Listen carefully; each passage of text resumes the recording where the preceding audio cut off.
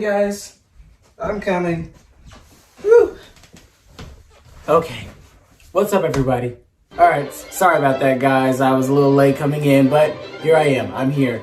Thank you guys so much for watching. My name is Jerald Walker Jr. Welcome to this channel. For those of you that are new, I'm doing a Beethoven music theory crash course on all 9 of the Beethoven symphonies. We're doing 1 movement per video, which will be 37 videos by the end of this whole entire thing. You'll see me talk about things such as forms, transitions, themes, modulations, and you'll also see in part 3 of this Symphony 1, but also in every other symphony. During part 3, I will also go into talking about the music history or the origin story behind the creation of the symphony and what's going on through Beethoven's life and things in that nature. For those that are interested in particular to the music history behind this symphony, Symphony number 1, there will be a link down in the description. There actually should be a link for every movement down in the description, but just so you know, I wanted to be sure that was clear. This video, however, we will be going into the details of movement 4 of the first symphony. It's fast, it's exciting, and quite a few interesting things in this as well. And we'll just get right into it. Don't forget to like, to comment, and subscribe to this channel, and we'll get right into it.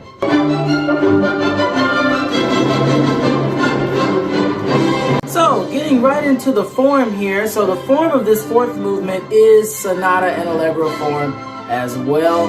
You notice that he's using this form quite a lot throughout this whole entire symphony, but at the same time, this is a very common form to use for classical music, so I guess it's fair. I usually mention how in Sonata Allegro form, you have this optional introduction to the whole form.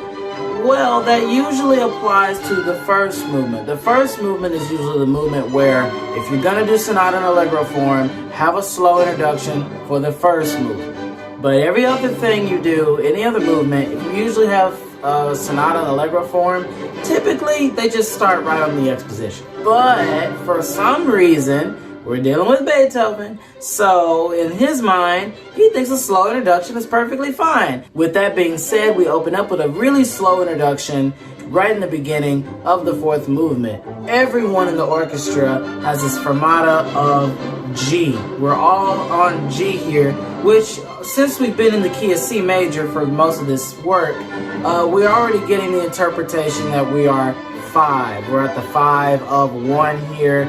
Or for those that were halfway paying attention, maybe we're in the key of G. I don't know. One thing you also might notice is that the slow introduction is fairly short. Now, to be fully honest and to be fully truthful about this, the slow introduction, theoretically before the tempo marking, is up to 6 measures long. However, I would like to point out that the pickup that goes into the exposition does begin on the pickup of measure 7. So I guess really to be fully accurate here, I would honestly say that the exposition starts right on the downbeat of measure 8. Now what you might notice that's interesting about the introduction is that you'll notice that it starts off with a scale after everyone has this big G. It starts off with this small little scale that's in the first violinist. The first violinist has the first 3 notes of the G major scale, which then follows 4, which then 5, which then 6, which then we get to 7 notes of the scale. But instead of having an F sharp, which would be normal in the key of G major, we have an F natural, which then gives us this 5-7 of 1 type of feel that wants to lead our ears into C major. Which then, sure enough, after the pickup running scales, we get to the downbeat of measure 8, which brings us into C major in the beginning of the exposition, theme 1. We then get this really joyous, happy melody that's then followed by in the strings, and then we cadence really hard in C major on the downbeat of 30, which then brings us to our first not transmission, oh my god, our first transition. I gotta be sure I speak right. Now, there are some people out here who has analyzed this movement and argues or would argue that the transition actually starts at measure 38, where we get this forzando push on beat 2 rather than on beat 1. Like we were all fine and then all of a sudden we get this push that really starts getting us going into the next thing. But I personally would argue that the transition actually starts at the beginning of measure 30. This is simply because this is when he starts using the transition material, or at least he first introduces the transition material right on the downbeat of measure 30. You have this scalar-like stuff that's going on in the violin section, and then he uses that same scalar-like material when we get to 38, even if it is a beat later or if it's emphasized a little bit differently. It's still the same material. Thereof, I argue that the transition starts at measure 30, or at least a downbeat of 30, just so you guys know. Following this, by measure 56, we get to theme 2, still in the exposition. Oh, by the way, I completely forgot. Let me remind everybody about Sonata and Allegro form. Sonata and Allegro form has 3 big sections: exposition, development, recapitulation.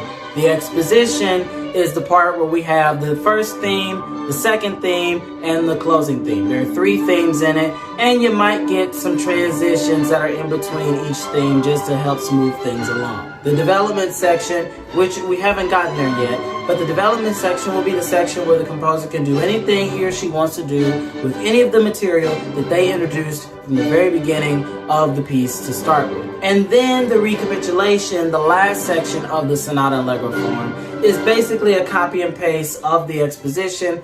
Only difference, we stay in the home key throughout the entire time, versus the exposition, you're starting off in the original key, and then you move up to the 5 of that key.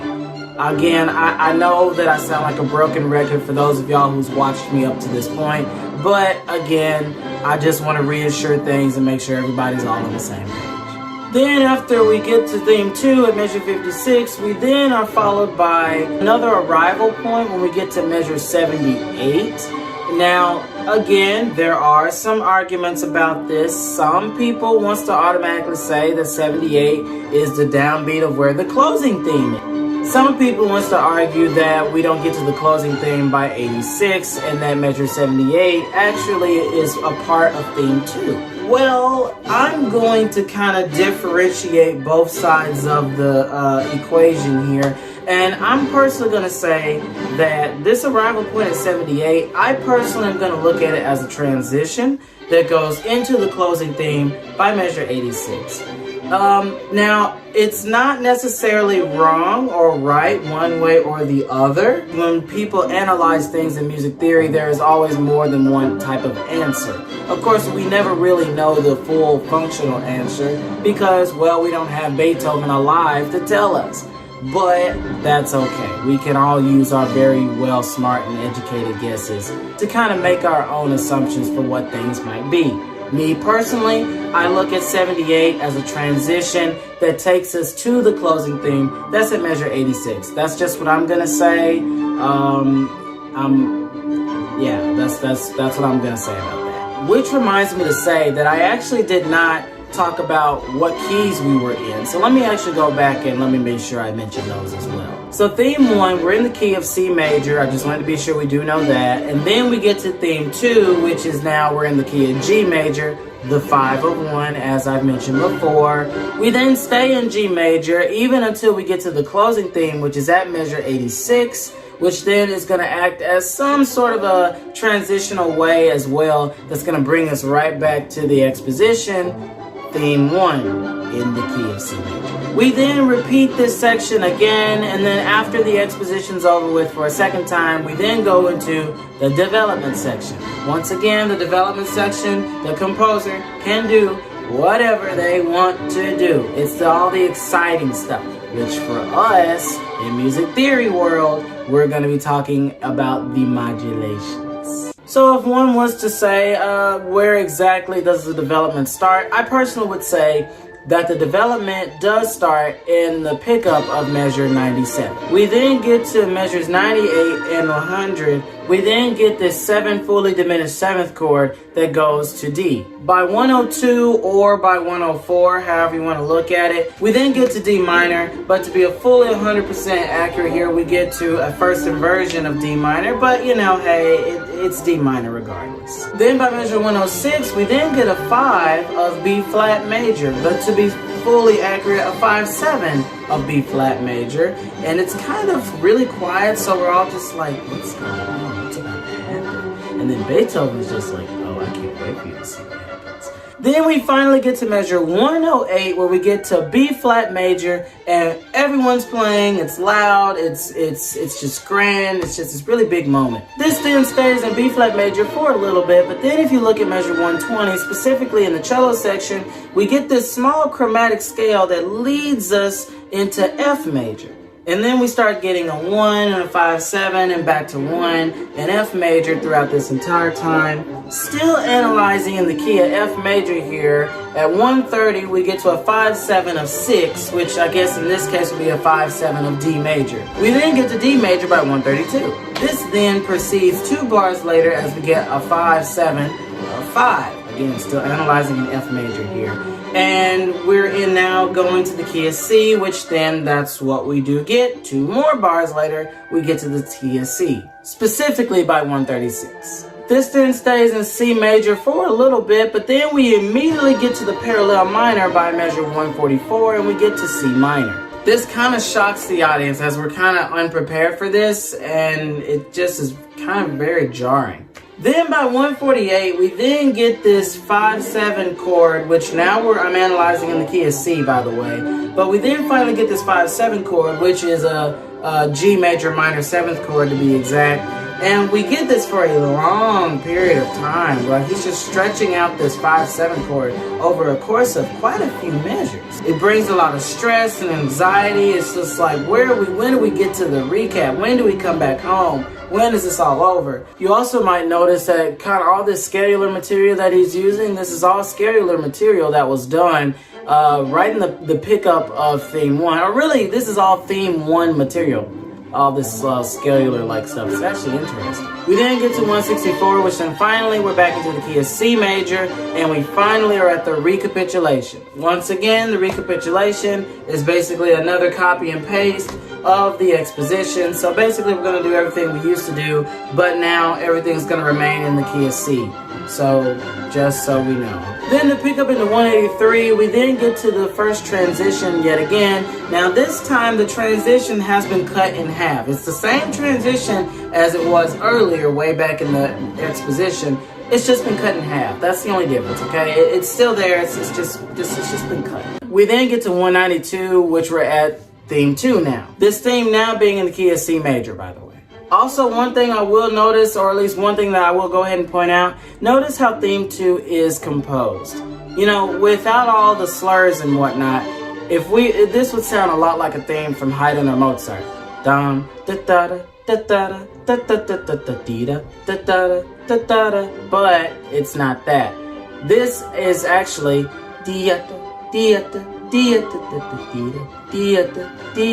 right? So because the theme is composed in this way, Beethoven is really, once again, he's really pushing you, shoving you a little bit into each and every measure. He's always trying to get you to go. He's always trying to get you to keep going. There's no stopping. Even if you feel like that you're at an arrival point, you're still going. It's interesting, but I thought I'd point that out. We then get to this second transition that's a 218, just like back in the exposition. Of course, some people says it could be one thing, some people another thing. I'm going to call it a transition. We're going to leave it at that. But one thing that really is interesting about it is notice when we had it way back in the exposition, it was just something that was going against the woodwinds and the strings. Now it's the brass, the strings, the woodwinds, the strings, the brass, the strings, the woodwinds, the strings. It's really cool. It's just going back and forth between sections. It's really, really cool. It's just, I really like it. It's a lot. We then get back to the closing theme in measure 226, to which then you might notice the closing theme actually doesn't end exactly the way it ended at first. This time it ends with these two really big whiplashing chords, and they're held by fermatis or fermata. You know, fermati plural, fermata singular. I know some English, but not a lot. But I do know that. So just in case anybody was interested in the chords that are proceeding up to that, I will go ahead and outline those. They're not necessarily modulations, but I think there are chords that are strongly important enough, I guess as Beethoven is emphasizing it, that it's strong enough for me to point them out. So let's do that. So in measure 232, we get this F major chord. So we get an F major chord. That's not a problem. That's something normal. That's nothing that we're surprised about. But if you look in the next measure, you'll notice in the next measure, we have a 5-7 chord, theoretically, and it's really like a 5-7 of D flat major. Now, of course, we're like, why? Why a 5-7 of D flat major? Is that where we're going? Is that what the next chord is? No, not at all. Just so we know what a 5-7 of D flat major is spelled like, A flat, C, E flat, and F sharp or G flat, however you want to call it. It's the same thing. Or I guess in this case, he does write F sharp, so we're going to call it F sharp. But it's still an A flat major minor 7th chord, still, regardless. Now, because of the way Beethoven has this chord structured and how he uses it, he doesn't use it as a 5-7 of something. He uses it as what we would like to call a German 6 chord. This is a type of chord that takes us to 1, or a chord that can take us to 1 in some way. And sure enough, he takes us to a second inversion of C minor. It's interesting. It's really interesting. It doesn't sound like a 5-7 chord, but you know, it's a 6 chord. It's how it's being functioned as. We then get to this fully diminished 7 chord of 5, which again, analyzing in the key of C here, that's gonna be a chord spelled out like F sharp, A, C, and what's the other one? E flat, right? It's a very jarring chord, and honestly, it's like probably my favorite chord throughout this movement. I love it so much. It's really cool. This then is preceded by a normal 5 chord, or for that matter, a 5-7 chord, which is a G major minor 7th chord. That's gonna eventually take us to C major. Then you might notice that we finally get to the end of this, and then we get all this scalar-like material that sounds very similar to something. I wonder what it is. If you take a close look, it almost sounds like that he brought back the introduction again. But instead of him having slowly building the scale, now he's just doing the scale in numerous different places, from I think the seconds to the first to the flutes to the first again. It just, all this is scalar stuff, and we just constantly keep going until we finally get back to the downbeat of a new measure, which sounds like we basically brought back the Exposition again? What's going on? This arrival point of our pretend exposition section being at measure 244. But just so we're clear, this is, by the way, after the 2 fermatas, we're at the coda, okay? This is all coda material. And remember, a coda is an optional ending that we can add into the Sonata Allegro form. You don't have to have a coda, but we're dealing with Beethoven, so of course we're gonna have a coda. It's like automatic, you know, you're just gonna get one. That's just how it is. He also brings us this surprise dynamic attack at measure 246, where we're going from piano and then all of a sudden we just get this big forte sound, which is kind of cool, honestly. It just kind of keeps you awake, I guess. We then finally get to measure 289, where we finally get to an arrival point that really says, we're ending this, people. We get this cadential-like material. We're ending, just C chords everywhere, 1-5, 1-5 everywhere. It's just, we're just ending the symphony. And one last final thing I will say is, what's the last measure of this movement, guys? We have a full measures rest. Once again, symphony is not over until that rest is played. I don't know how many recordings of professional orchestras actually considers this, but it's there for a reason. So with this said, you guys, I hope this all makes sense. I hope you had an understanding for the analysis of the 4th movement. This actually was fairly quickly, you know, a lot quicker than the first 3 movements that I've done. That's besides the point, though. With that being said, we'll now go right into the self-made performance of Beethoven conducting, Mozart reacting, and the violinist that's in the orchestra. I hope you all enjoy. I will see you after this video presentation. And once again, thank you so much for watching. I'll see you at the end.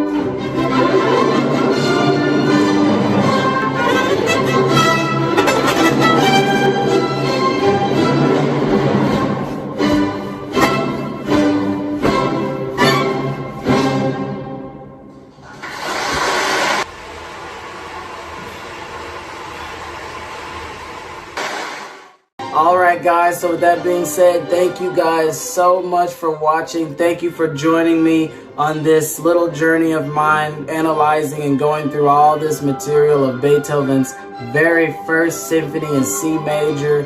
This has been fun. I've had a fun time doing these videos and learning along the way. I hope you have been learning. I hope you have fun. And once again, if this is stuff that you already knew, I hope that you share and you'll recommend these videos to someone or some people that might be interested in this material, or that might just wants to learn a little bit more about music theory, or maybe even just wants to learn a little bit about Beethoven. Either way it goes, it would do me the world.